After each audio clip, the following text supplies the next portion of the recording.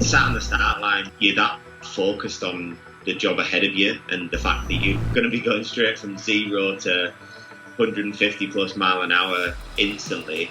The nerves seem to go out the window and you're just focused on the job ahead of you. So it's an absolute baptism of fire would be the only way to put it, where you go straight from 0 to so fast, 6 gear, flat out, down the bottom of Bray Hill, the bike bottoms out, it gets out of shape, wheelies over Aggo's Leap, it's like straight into crazy fast and loose, and it's a super complicated part where you're going that quick. If you don't get it right, you can quite easily get things really wrong there. You're going from across St. Ninians, there's a big jump, and you right over to the curb on the left hand side, then you're straight over to the other side of the road, and you have to make sure your lines are right. Down Bray Hill there's quite a few big bumps and little jumps, I guess, so it's very hard to change direction with a bike, especially with that speed, so you have to get your lines right, that's for sure. Greeba Castle, you come into there flat out, obviously in 6 gear, from Crosby jump, you have to make sure your line's right and the fast left-hander, like a double apex left, just as you're going in, down a couple of gears, and it's a section where you really have to make sure your bike's handling well to get it to change direction. 2 really hard left-right corners where you like heaving the bike right from one side to the other side, and it's a physical section. It's tough on the body. If you ran into that first left-hander there and ran wide, it completely ruin all your speed, ruin your momentum for the next right and the next one, and the whole section links together right from going into Greeba Castle to coming out of Greeba Bridge. So the Ginger Hall to Ramsey section is always a difficult one for riders. It's so bumpy, and people explained it to me as bumpy before I went there, and with being an ex-motocross rider, I didn't think too much of it, but when I first got around there myself, I knew they were talking sense, because man, it was really bumpy.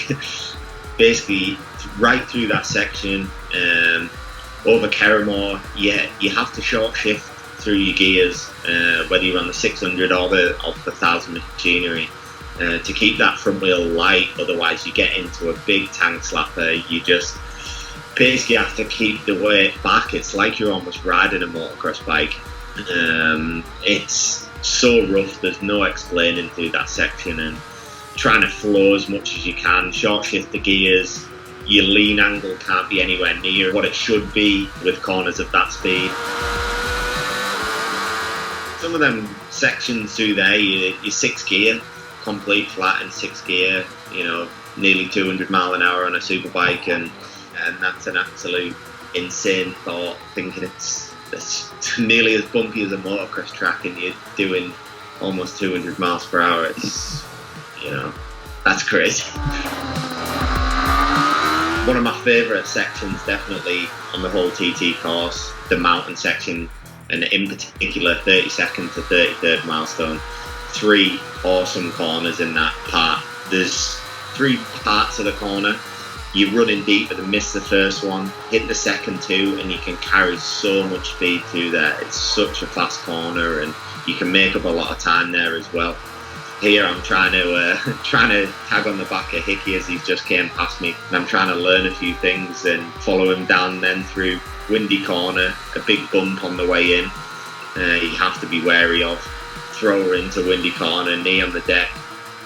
Have to be cautious of the obvious, the wind. You get that right, and then you flat out a windy corner on a really fast run down to the 33rd. Another really awesome corner, really fast as well. You get it right, clip the first apex, run right out, like right out to the white line almost, hopefully not over it, and then come back, clip the second apex, and then get a really good run out for the last bit of the mountain section. So coming into the last couple of crazy tight corners after such a fast lap in a governor's dip, that's all that's pretty much on your mind, is that you've completed another lap. I don't think there's anybody so much that really pushes through governors did. There's not really a lot of time to be made anyway.